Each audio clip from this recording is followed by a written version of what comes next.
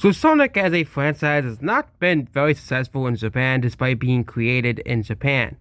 However, Sonic 3 has one of the highest openings for the Sonic movies in Japan, or the highest opening ever.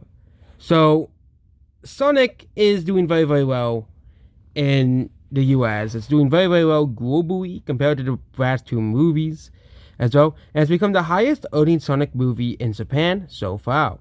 Again, Sonic isn't that popular in Japan. He isn't, that, like, his games don't sell pretty well, But we primarily call Sonic 3, but that's named Sonic Exile Tokyo Missing Japan, despite that the movie is still doing very well now.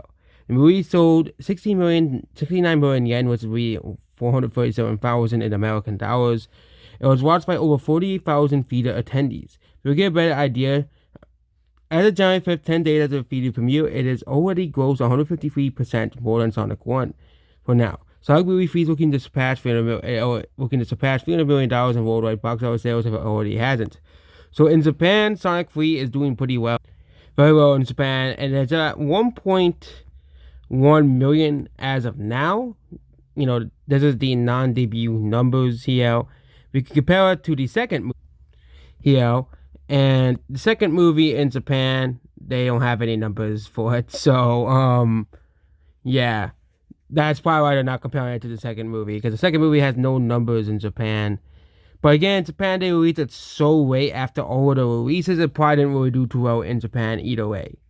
But the movie made $405 million globally as well. And yeah. So Sonic 3 has been pretty successful in Japan, making $1.1 million now. And it's already way higher than the first movie as well.